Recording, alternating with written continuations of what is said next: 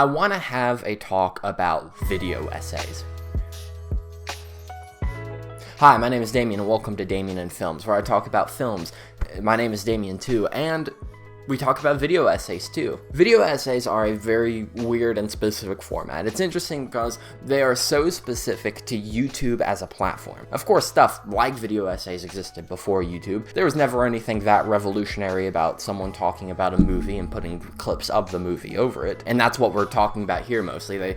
You can make a video essay about any topic, but we're talking about specifically media-based video essays. If you are watching this video, you probably watch video essays. If you are aware of my channel, you probably watch video essays. If you go to my channel, it is like 99% video essays. For pretty much anyone under the age of 35, video essays are the primary way they talk about and engage in discourse about media. They come in all different shapes, sizes, and formats, but when you hear video essay, you are probably thinking of a Nerdwriter or every frame of painting style of content. Very short, very condensed, with simple graphics, and of course, ultimately making some sort of point about why something is good, creating an argument for that. It's a very accessible medium to get into because all you need is a very basic understanding of writing and a very basic understanding of editing. And due to this, it is one of the most saturated markets on YouTube. And you know, in theory, that's actually a very good thing. The ability to make something that's very easily digestible and distribute that, as opposed to before where film criticism was just centralized into very specific publications, and then when the internet came along, it was like forum based, but forums had a very small and niche user base, whereas now anybody can talk about anything. And my problem with video essays is that the term video essay essentially doesn't mean anything anymore. And what do I mean by video essays don't mean anything anymore? Well, it's a saturation thing. Video essays are an incredibly accessible way to make content on the internet. And when anything is made more accessible, of course there's more of it, which means there's more bad and mediocre stuff. And I'm not that interested in calling out any particular style of video essays that I don't like, or any particular content creators who make it. But beyond being saturated, it's an incredibly derivative space. Like, of course, trends have always come and gone. That's how YouTube and social media works. That's how any type of media works and always has. We're reaching a point now where the people making video essays are people who only watch video essays. I want to focus in on one trend that kind of sums this up. There's this channel that got big doing these videos where their title would be something like, "No wonder everybody liked this movie. Of course this movie was so good." The title will be in all lowercase and the thumbnail will be just some shot of the movie. And there's nothing wrong with that, but do you know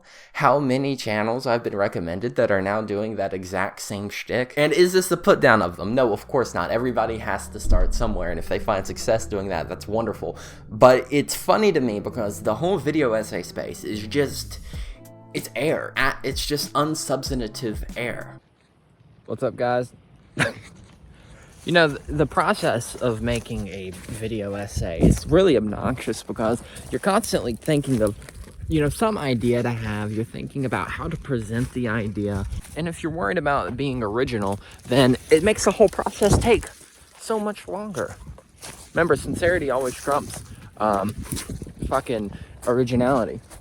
You know, always. Of course, the topic pool is very limited. People are mostly interested in watching videos about stuff they know, so franchise videos are the most popular. And if they aren't about a franchise movie, they're about some super recognizable and beloved classic like Old Boy or something like that. There are only so many thoughts people can have about these movies, and that is fine. That is something to be embraced. You do not have to be original to be good. But what I really hate to see is this attempt to be formal. So many video essays have this strange formality that they adhere to. I don't think YouTube video essays, typically, more often than not, should be treated like, you know, a college or a high school essay. There's a very big difference between specifically talking about a movie or a show you like and why you like it, and doing some academic breakdown of something like auteur theory. You know, that's one that you can do research and you can be very dry and scholarly, because that's the kind of topic that would actually benefit from that, because it's about clarifying an idea. But this every frame of painting, Nerdwriter style of content, it's been done to death, and I think we need to embrace a more free-form version of the video essay. I'll say I have a very long list of ideas that I've compiled of video ideas and all of that. And when I want to go and write a video, always what I do is I look at the fucking list, and almost always I don't have that kind of inciting inspiration because I'm making videos with the idea of, I smell a fucking skunk. I'm making video ideas with what would be an interesting video essay topic, not what am I interested in talking about in this particular moment. And make no mistake, this video is not a critique of derivative video essays or dry video essays. It's ultimately me talking through what I think the video essay format could and should be. Like, I'm essentially talking to myself. If you ever see me standing here doing a rambling video, it's for me. You know, I spend a lot of time at this desk trying, well, you can't see it, it's out of frame. This desk right here, I spent a lot of time sitting at it trying to come up with video ideas. I don't think the world needs any more super dry, why fucking Memories of Murder has perfect cinematography. Another great Korean movie from around the time of Old Boy, which everyone has seen and I really recommend. But would I make a video essay about it? Not unless I had some other reason to. I think the most exciting stuff on YouTube is obviously just shit that people are interested in talking about, interested in making something about. Even if there's no like real premise behind it. It's that old YouTube kind of fucking way of thinking about it, but with the, you know, modern sensibilities and content strategies and shit like that. That's sort of what I'll call content creator professionalism, where there's certain, you know, aesthetics that people follow to be, you know, professional and likable, and it's not just a very low quality camera recording in a bedroom with bad lighting. Movie reviews on the internet used to look like somebody remembering something for you so you didn't have to, and they would be full of skits and low quality acting, and it would be just complete nonsensical, and it would mostly be a recap of the movie rather than actual insight. Of course, this style is dated and has mostly been rendered obsolete, but I think we can learn a lot by that era of filmmaking content on YouTube. For one, they could often be pretentious and arrogant. They were often designed to be a means of expressing some form of what the media imparted on them through their review. And this often took the form of some sort of narrative going on in the video that reflected the point they're trying to make about the movie. Of course, this was often obnoxious, but it has this sort of working action to it. Despite any misgivings you would have about the criticism that these type of creators would go about making within their videos, it's a deliberately engaging process of talking about movies on both the creator side and the viewer side. Whereas instead, a lot of video essays that are popular now are super direct breakdowns of why Heath Ledger is good in The Dark Knight. And I thought my jokes were bad. This is not a regular performance. This is something different. But I think we cheapen the experience of watching things, the experience of reading things, the experience of making things about those things. We cheapen the whole process by opening up a Google Doc and trying to put on our fucking film critic hat. And some people can be naturals at this process. I'm talking about the people who are like talking about the fucking art of it. Those motherfucker, those are the people who I want to see more out of, and I'm talking to myself here. Like, why aren't we all just having like a shit ton of fun with this fucking fact that we can talk about anything whenever we want? We all have the fucking accessible equipment to do it. You might not have the camera that's pointing at me right now. I don't know who the fuck put that there, but you have a telephone. Even if the final result is a quality essay, there's something deeply unintuitive about taking what you felt about a movie and trying to work it against some sort of preconceived notion of objectivity, of trying to make your vocabulary sound like the vocabulary of people who have made video essays. Film and art are very intuitive processes to both make and observe and experience. So the dry act of making a video essay is taking those abstract thoughts and feelings and impressions and you're just sculpting them into this sort of flat ball. You're applying a predetermined format and a predetermined vocabulary based on other video essays you've watched to try to convey what these abstractions were by giving the audience this ball. And I think in the process of making the ball, you lose touch of the actual intuitive, expressive aspects of art and cinema. And when you hand over the ball to the audience, you're giving them a very flat and two-dimensional picture of the experience of watching the movie. One of my favorite ideas that anyone ever came up with was David Lynch's idea of the art life. And of course, to him, that basically took the form of, you know, cigarettes, coffee, pain, making movies, and shit like that. I think it's a very faithful way to live.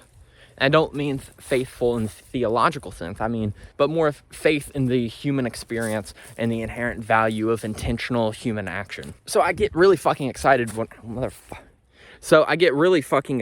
I see fucking YouTubers do that. And these people, like, if you're fucking watching fucking Filmento or The Closer Look or fucking, I'm trying to pull Thorn out of my hand. Or if you think you're gonna be the next nerd writer, it's like, think about it. Like, what are you actually trying to say with your channel? Are you trying to fucking seem smart, or are you really trying to express and shake yourself up? That's the kind of shit that's interesting. Like, make the fucking video essay an extension of the artistic process itself. So I've spoken about format and presentation, but it starts with the inciting idea to just break something down. And there's nothing wrong with an analytical inspection of a piece of art. But the starting point you have, I think, is very important. And I think there is a wrong way to go about it. The most exciting film criticism is something that is very personal and expressive in my mind. But rather than trying to break down the mechanics of a movie and its writing or its filmmaking using the vocabulary of other film critics, of other video essayists, use that vocabulary, but your own personal way of talking, your own cadence, your own sense of humor. Use all that to leverage the content of the film against the format of the video essay to pull out and rip out what it felt like to watch the movie. And then build the entire rest of the essay to focus in on that center part that you pulled out using these two parts. I think starting the process from yourself and your relationship to the movie and the intuitive emotions and processes of observing the movie, starting there rather than some analytical pretension of objectivity, you get a much fuller and richer understanding of yourself and the work. And that's how you define your own personal voice. It's so you're not making the same essay everybody else is making. It may not be original to do a video essay on The Empire Strikes Back, but it is original to pull out and shape your own personal interpretation and experience of the movie. And the reason I'm making this video is that I'm still trying to figure out how I want to go about this channel, and I get inspired by a lot of different stuff at a lot of different times. Recently, I've been watching a lot of those videos that are more just like vibe-based. Somebody talks about a topic, or like just a collection of like advice or whatever, or their like a bullet-pointed opinion on a certain topic, and they mix it with very mundane and cozy B-roll. I think that's a fun way to do it. And you realize the very personal and specific views and fixations that the creator has. And that materializes in what they focus on in their B-roll. It materializes in the rhythm of their editing, how much and where the humor is. I think that makes you think creatively. It makes you understand the pieces that you're talking about more. What form this takes, depends on the person. Like, not everybody wants to shoot B-roll or get on camera. But starting with the way you are communicating to the camera, to the audience, to the platform, the actual content you create and the point you can make about stuff is, I think, in my opinion, far more rich and meaningful and essential if you're making it conscious of your own creative instincts, your own creative desires, rather than trying to convince the audience of a particular premise. If you go to my channel, you might notice I kind of stopped doing videos where I'm trying to convince anyone of anything. The last video on my channel as I'm recording this was on The Force Awakens, and I simply laid out how I felt about the movie and identified why I felt those things. It was not structured by an argument, it was specifically structured by the emotions that the movie imparts on me personally, and then I expressed those emotions through the video essay. Did anyone agree with it? Probably not, but it's not for them, And to me, that's interesting content. At least that's what my favorite content creators do. When I say be mindful of your audience, I don't mean edit yourself for your audience. I'm saying don't be so arrogant to assume you're smarter than them, or that you can convince them of anything,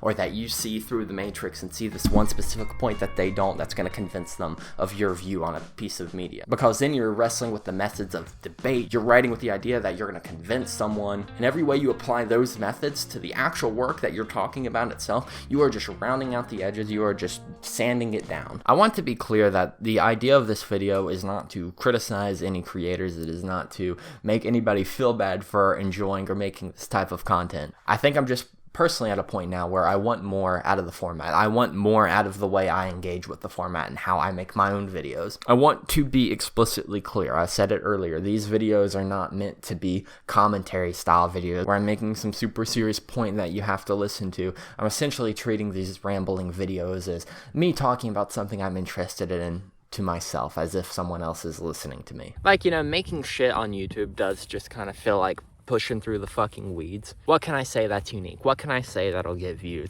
But treat it like a fucking scrapbook. I don't give a shit. Like, make something you can genuinely look back on in like 20 years and say that was definitely a piece of me at that time. You're not gonna get that by making a video essay on the tunnel scene in The Dark Knight.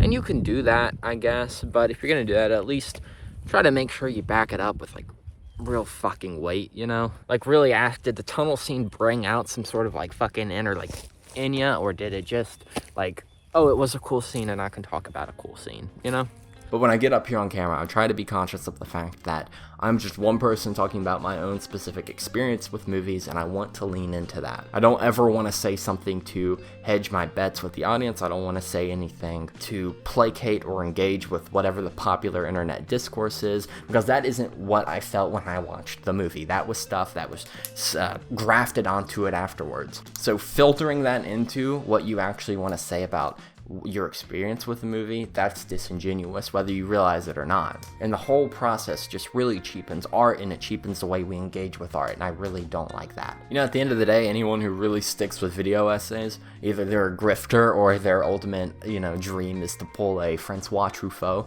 and just make their own movies. So why not embrace that? Why not take your desire to make the thing and just fucking hammer it into the DNA of your video essays, I think that makes it hard to talk about a wide variety of subjects, because if you don't have that immense, passionate view of a project, then wanting to write about it gets very dry very quickly. But not every video has to be your magnum opus, and it's very freeing when you start thinking like that. It's very freeing when you realize that all of this ultimately doesn't really matter that much, and you can just kind of talk and enjoy talking. And as long as you are being sincere while you talk, this whole thing is essentially my way of saying is, let's just do cool shit. Like, let's stop overthinking shit. It might get no views, but is that really so bad? If you're like me and want to make movies and TV shows anyway, then does the fact that your YouTube channel may or may not have taken off does that really make a difference? Are you in it for the art, or are you in it for the perception of art?